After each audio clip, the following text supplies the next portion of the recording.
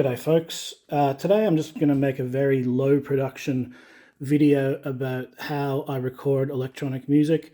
I'm making this video because it's the sort of thing that I wish I had known some 20 years ago when I first started doing this, and hopefully it can help out some others. So I've just got two main recommendations for people today. My first thing I recommend is to get yourself a desk similar to this, or some sort of audio interface that is similar to this. This is the Tascam Model 22 or 24. It's got 22 tracks anyway. It also comes in a 12 and it comes in a 16, I believe. Now what this allows me to do is it allows me to multi-track record into my DAW. So each channel on the desk correlates to a channel in the DAW. Right? So what this allows you to do, obviously, is then go back and you can edit each instrument that you have, as opposed to just having a stereo track, which you can't really do much editing with. So that's the first sort of thing that I would recommend. Now, this hooks in via USB. This particular model doesn't do after production mixing, but I think the smaller ones, they do. So that's worth keeping in mind as well. So that's obviously really handy. The second recommendation that I have is to use your DAW as a master clock. Now, that's because I use many different sequencers, mainly the KSPs, or the KeyStep Pros, and I also have a few BeatStep Pros as well. And really what I want them to do is I want them to all start at the same time. So if I use my DAW, I can do that. So if I just press play on my DAW here, as you can see, it just automatically starts. I'll turn the music off. It automatically starts all of my sequencers, right?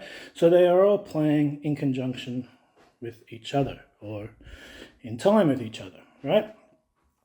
Now, how that's achieved is there is a USB to Midi interface that I've got coming out from the back of my computer, which then runs into this little box here, which is an on-off box. I'll come back to that later. And then it runs straight into this KeyStep Pro, which goes down to a little Midi hub. Where is it? There's a little Midi hub there, which then splits out and goes to the other KeyStep Pro, which, as you can see, I've got another Midi hub going to that goes so that I can use this one to control all of these instruments. And then it goes down to another Midi hub down here, which comes up to this KeyStep Pro, which then goes to the BeatStep Pro, and then syncs over to here. So they're all Midi synced together. Now, the advantage of this, obviously, is I can use one of them at a time. So if I want to write something on my modular here, I can do that.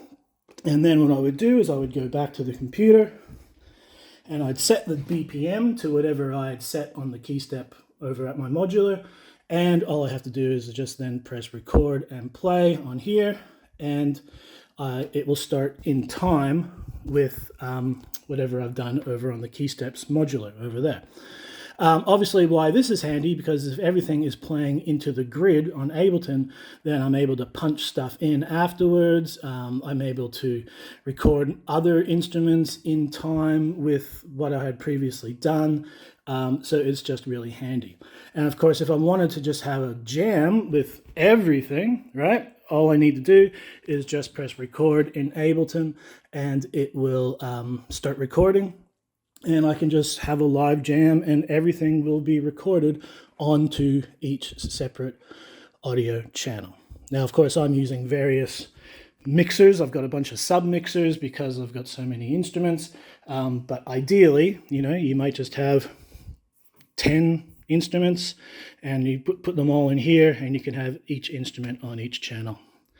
Look, that's really it. That's all I wanted to say. Oh, this little box. What this just allows me to do is that I can make it so that Ableton does start my sequencers or it doesn't start my sequencers. Simple as that.